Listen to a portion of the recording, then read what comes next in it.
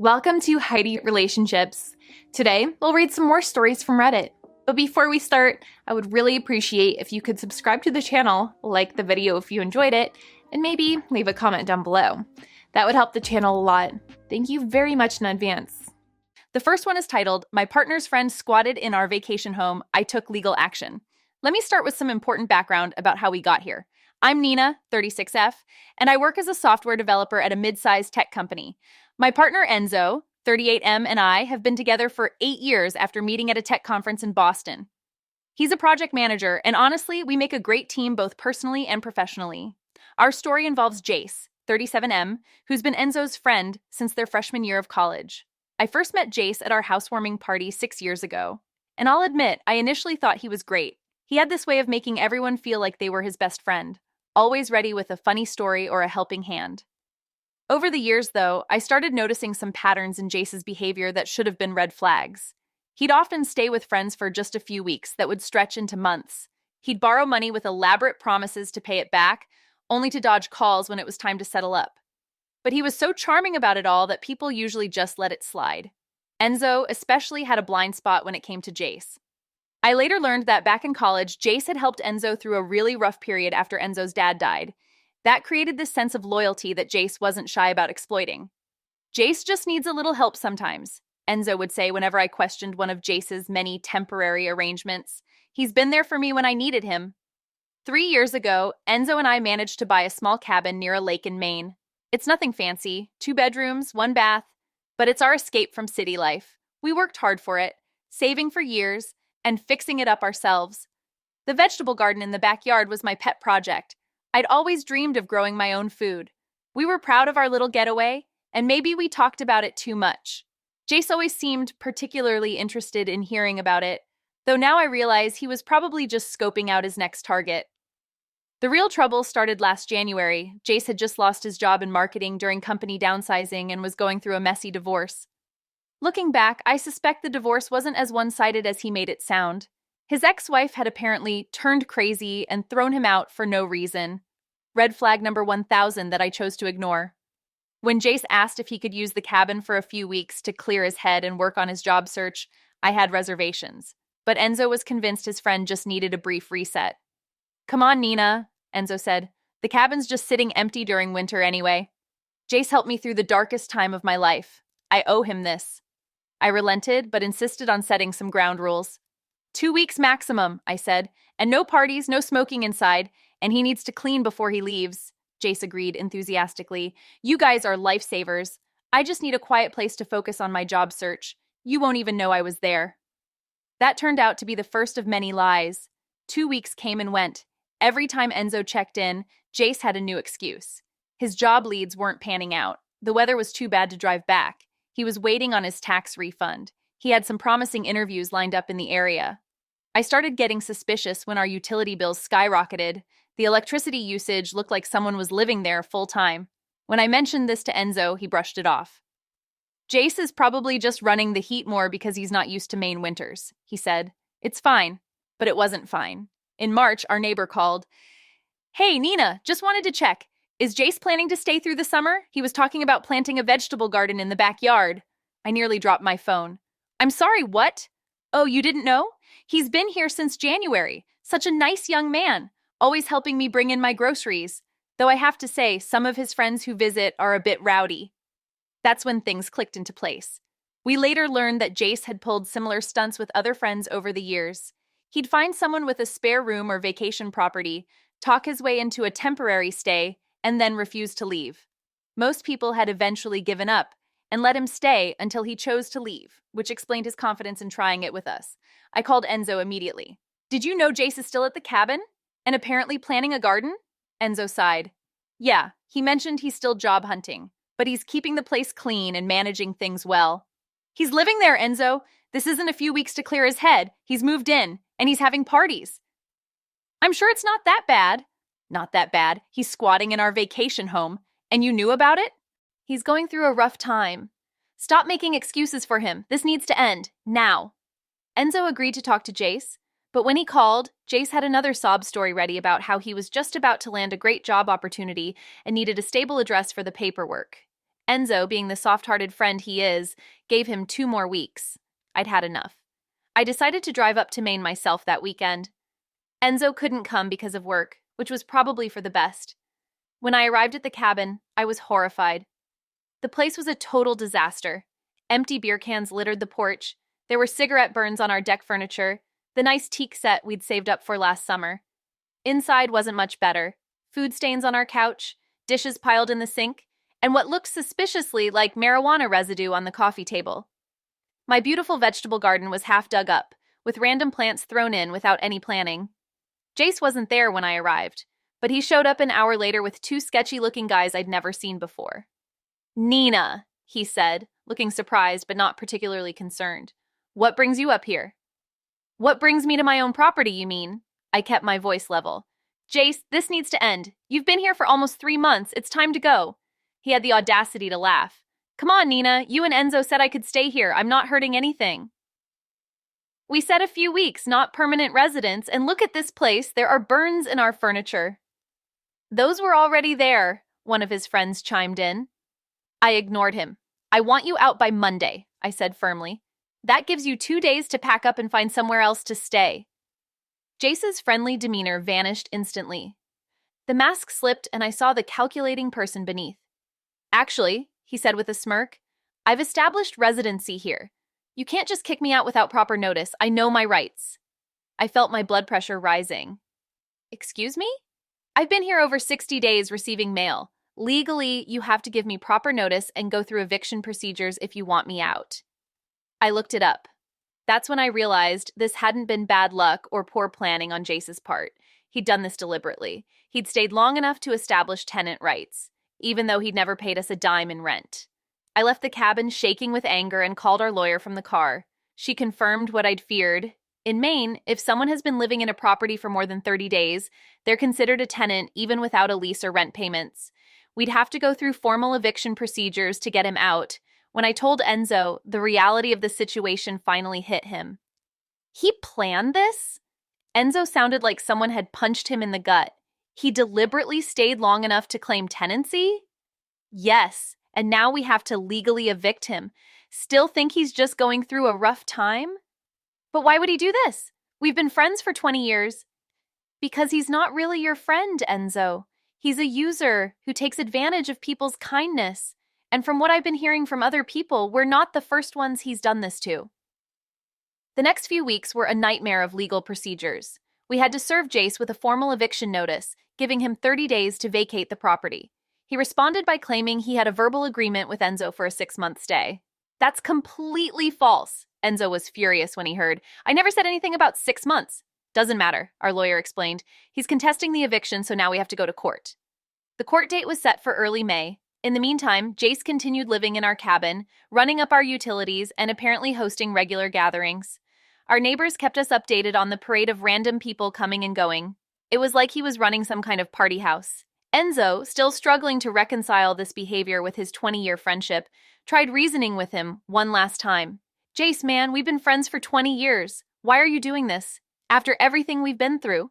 "Because I need a place to stay, and you guys have this place sitting empty most of the time anyway. What's the big deal? You're both making good money in tech while I'm struggling." "The big deal is you lied to us. You took advantage of our friendship." "Oh, like you're so perfect? You've got 2 properties while I'm practically homeless. Some friend you are. You've changed since you got successful. Become all entitled and selfish."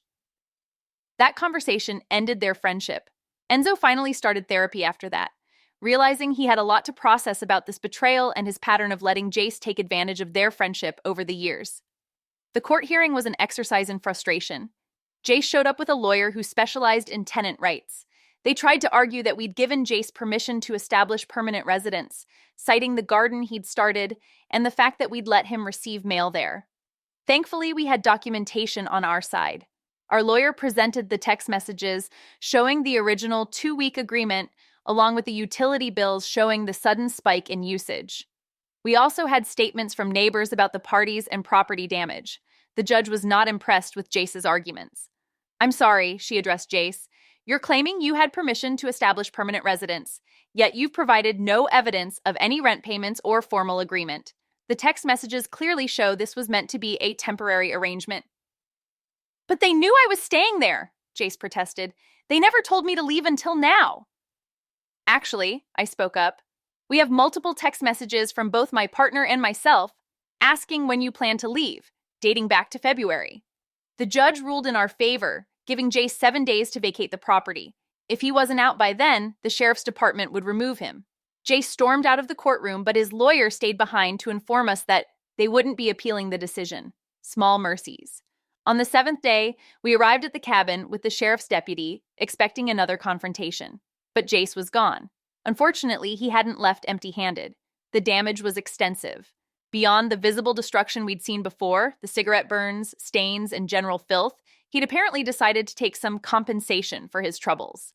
Our TV was missing, along with our gaming console, several pieces of art, and most bizarrely, all our kitchen appliances, including the microwave and coffee maker. He'd even taken the curtains. Well, the deputy said, looking around, you'll want to document all of this for your insurance claim, and we can file a separate theft report for the missing items. The final tally of damage and theft came to just over $15,000.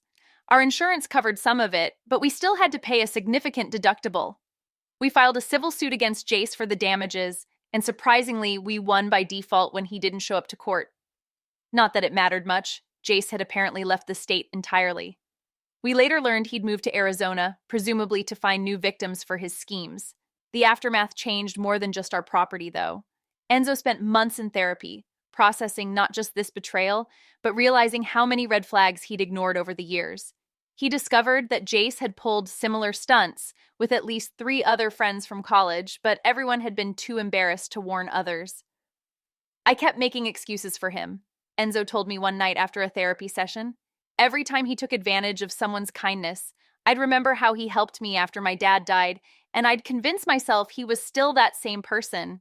We've spent the past few months renovating the cabin, making it feel like ours again. I replanted my vegetable garden, properly this time. We installed security cameras and changed all the locks. The neighbors have our numbers now and know to call immediately if they see anything suspicious. The silver lining? Our relationship is stronger than ever. Enzo and I learned to communicate better about boundaries and trust our instincts when something feels off. We've also become more selective about who we let into our lives. Last week, we hosted our first gathering at the cabin since the whole ordeal. Just close friends and family, people we truly trust. As we sat around the fire pit, watching the sunset over the lake, Enzo squeezed my hand. Thank you, he said, for being strong when I couldn't be, for protecting our home when I was too blinded by loyalty to see what was happening. That's what partners do, I replied. We protect each other. We've learned our lesson about letting people stay in our vacation home, no matter how sad their story or how long we've known them. Sometimes the hardest boundaries to set are with the people we've known the longest. And Jace? Last we heard, he was trying to pull the same scheme with an old college acquaintance in Phoenix. This time, though, they knew better, thanks to the warning network that's sprung up among his former friends. Sometimes the best revenge is simply making sure others don't fall for the same trap. Life has taken some interesting turns since the Jace incident. Enzo and I have actually turned our experience into something positive. We temporarily started a small nonprofit organization that helps property owners verify potential short-term guests and connects them with resources to prevent squatting situations. We handed it off to one of said property owners eventually, and from what we've been hearing, it's been doing well. The cabin has become our weekend sanctuary again, but with some upgrades. We installed a smart security system that lets us monitor the property remotely, and we've become much more involved in the local community. Those neighbors who kept us informed during the Jace situation, they're now close friends. We host monthly potlucks, and the neighbor who first tipped me off has become my gardening mentor. Enzo's therapy journey led him to make some other positive changes. He's become more assertive at work and recently got promoted to senior project manager. More importantly, he's learned to trust his instincts about people. Last month, he actually helped another friend avoid a similar situation with a potential houseguest who turned out to have a history of squatting. As for me, I've taken up woodworking as a hobby, partly because we needed to replace some of the furniture Jace destroyed, but also because I discovered I love creating things with my hands. I've already made us a new coffee table and some deck chairs. There's something therapeutic about building something solid and permanent after dealing with such a breach of trust. We've also started hosting workshops at local community centers about property rights and tenant laws. It's surprising how many people don't know their rights, both as property owners and as legitimate tenants. The feedback has been incredibly positive, and we're working with a legal aid organization to expand the program. Our story has had an unexpected ripple effect in our social circle. Several friends have come forward with their own stories of being taken advantage of by seemingly trustworthy people. We've created an informal support network, sharing experiences and advice. It's reminded us that shame often keeps people silent about these experiences, which only helps perpetuate the cycle. The vegetable garden is thriving now. I've even started selling some of our excess produce at the local farmer's market. Enzo jokes that I'm becoming a farmer-coder hybrid, but he's the first to brag about my homegrown tomatoes to anyone who will listen. This whole experience taught us that sometimes the worst situations can lead to the best changes. We're more cautious now, yes, but also more connected to our community, more confident in our boundaries, and more committed to helping others avoid similar situations. Last week, we finally got around to hanging new art on the walls, all original pieces from local artists. As we stood back admiring them, Enzo said something that really summed it all up. You know, in a weird way, we should thank Jace. Without him, we might never have realized how strong we are together or how many amazing people we have in our corner. He's right. Our home is truly ours again, and it's better than ever. Not just because of the physical improvements, but because we know now that we can handle whatever challenges come our way, together. Here are my thoughts about the story. First off, the way Jace played this whole thing was straight up diabolical. Like, this wasn't some dude down on his luck making desperate choices. This was calculated from day one. The fact that he specifically waited until he hit that 60-day mark for tenant rights, that's some next level manipulation right there. And using a 20-year friendship as his Trojan horse, that's cold, man. Ice cold. But what really got me was Enzo's character arc throughout this whole mess. You know how in horror movies there's always that one person who keeps making excuses for the clearly evil villain until it's way too late? That was Enzo, except this wasn't some supernatural monster. It was his supposed best friend of 2 decades. The part where he finally had to face the truth about Jace in therapy? Oof. That hit close to home because I think we've all had that one friend who we kept making excuses for, right? Nina, though, she's the real MVP of this story. The way she trusted her gut from the start, but still tried to be supportive of her partner, then took action when things went sideways. That's relationship goals right there. And can we talk about how she handled the confrontation? Walking into that cabin alone, facing Jace and his sketchy friends, that takes some serious guts, especially when you consider the alone part of that equation. The thing that really messed with my head while reading this was realizing how easily this could happen to any of us. Like, we all want to think we're too smart to fall for something like this, but when it's someone you've known forever, someone who's seen you through tough times, those emotional bonds can really blind you to red flags. And here's what keeps bugging me. How many other Jaces are out there?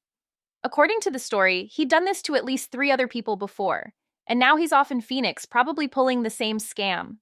It's like a weird parasitic lifestyle where he just moves from host to host, draining them dry before moving on. But you know what's actually kind of beautiful about this whole messed up situation? How the couple turned this nightmare into something positive? Starting that nonprofit to help other property owners? Hosting workshops about tenant rights? That's some serious lemonade from lemons energy right there. Plus, the way their relationship got stronger through all this. Sometimes it takes a crisis to show you what you're really made of, you know? Not gonna lie, this story has me side-eyeing every "can I crash at your place for a few weeks" request I've ever gotten. But I think the real lesson here isn't just about being paranoid. It's about setting boundaries and trusting your instincts, even with people you love. And maybe more importantly, it's about having the courage to take action when those boundaries get crossed. But anyways, guys, with this, we've reached the end of the video. Thank you so much for watching. Please subscribe and like the video/comment if you enjoyed it. I'll see you again tomorrow.